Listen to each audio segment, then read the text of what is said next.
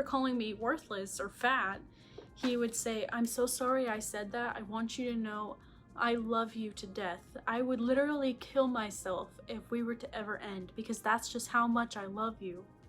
You're the best woman."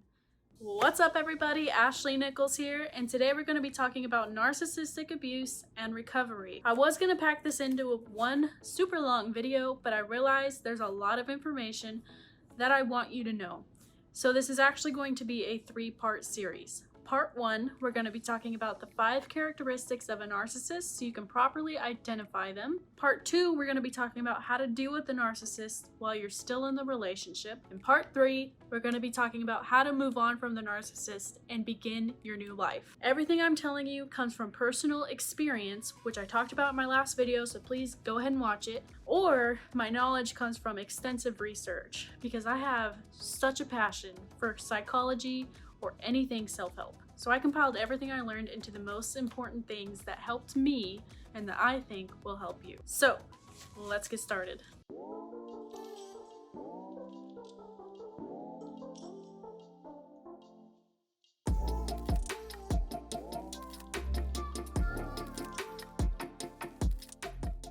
So Google defines a narcissist as someone who has an excessive interest in or admiration of themselves, which I think is pretty accurate, and you're gonna think the same after we get into these 5 characteristics of a narcissist. So let's jump right in. The first characteristic of a narcissist is lack of empathy.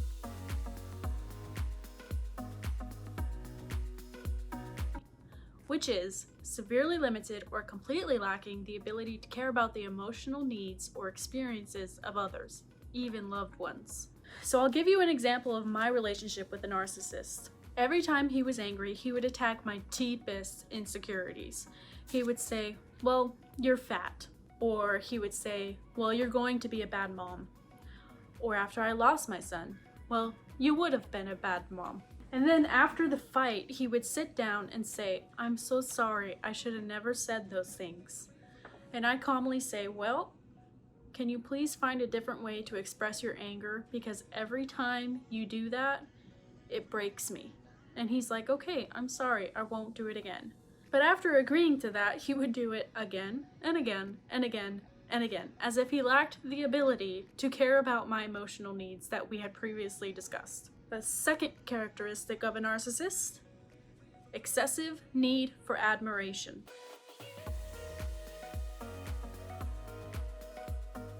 They must be the center of attention, they often monopolize conversations, and they feel mistreated or angry and enraged when they aren't. So an example. My ex-narcissist would sit down with me and would have these long and deep conversations. But what I didn't realize is that he was often just talking about himself, his dreams, his childhood, his traumas, his depression, what he wants in his future. And every time I tried to talk about myself, my dreams, my traumas, because I had plenty to talk about, he would interrupt me and he would turn it around and start talking about himself again. And then in fights, he would say, "Well, you're always talking about yourself." Or, "You never let me talk." And I'm like, dude, you never let me talk. The third characteristic of a narcissist: grandiosity. Grandiosity. I really can't say the word. Grandiosity? Whatever.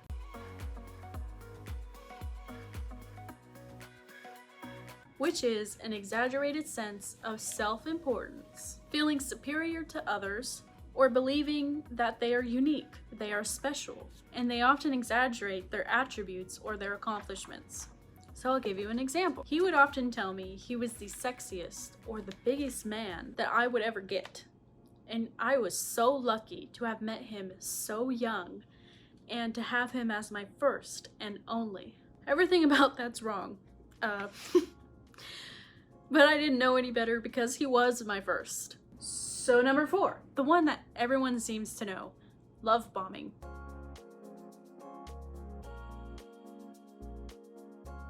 Which is attempts to influence a person by excessive admiration or affection, most often at the beginning of a relationship. Some examples of love bombing would be excessive compliments, bombarding you with texts, or a desire for immediate commitment.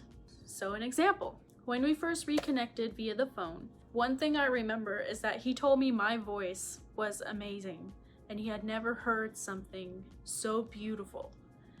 So we ended up Skyping, and then he continued with the compliments. He was like, "Your hair is gorgeous. Oh my God, your eyes are so dreamy." It was just a consistent flow of compliments over a few hours. And then the very next day, he called me multiple times while I was at work until I answered. And then he said, "I hope you're not seeing any other guys. Be my girlfriend, be exclusive." And my stupid self said yes. And later on in our engagement, after fights, after calling me worthless or fat, he would say, "I'm so sorry I said that. I want you to know I love you to death. I would literally kill myself if we were to ever end, because that's just how much I love you. You're the best woman, and you understand me so well."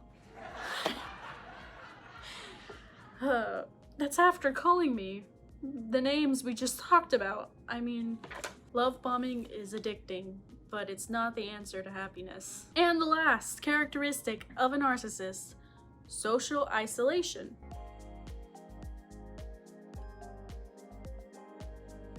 And I'm not talking about the way he isolates you, but his own isolation. A narcissist's qualities of superiority often turn into arrogance, which makes him unbearable to be around. But yet, he thinks everyone around him is jealous of him. So the only relationships he seems to have outside of you are casual acquaintances, old buddies that he talks crap about, and enemies. And he never really seems to have any long-term friendships. So I'll give you another example. He never seemed to have friends that he would go out with, or even introverts who just have friends that they game with. He never had that.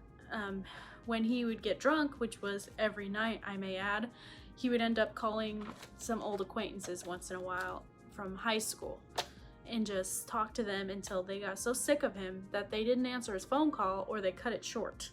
He didn't realize that. He thought they were his friends. But the only real friends he had were his two brothers, who he really trash talked to me all the time. He would say, "Well, they're just jealous of me because I'm the most handsome brother and because mom loves me the most."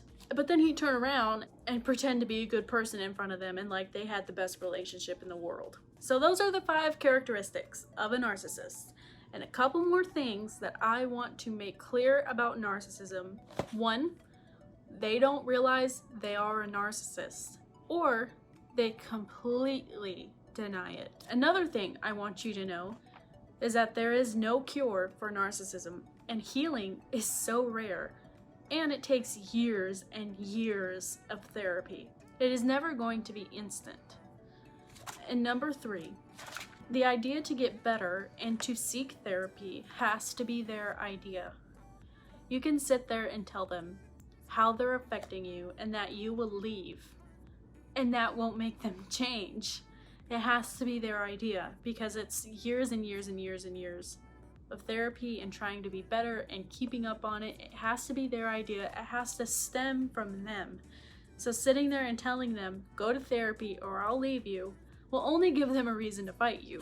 They will not go seek help for you. If they really cared about how they were affecting you, they would have changed a long time ago. So I know that was kind of harsh, but if you resonated with anything I said, if that sounds like your partner, you're more than likely with a narcissist. I know you love them, and I know this is so hard. I know, I've been there. But take this seriously. Narcissism is no joke, and it can get destructive or deadly. And I'm so sorry you're dealing with this. It's not easy, it's hard. And you deserve someone who will treat you as a human being. You are a beautiful human being, and you deserve a healthy relationship. You deserve to be loved. You don't deserve to be abused or told you're worthless. You deserve better, and you can get it. I'm thinking of you. You're not alone, and you are worthy. And if your partner is a narcissist and you're realizing it, there are 4 things I want you to do for you and for them. So I'll see you next week, and we'll get into part 2 of narcissistic abuse and recovery.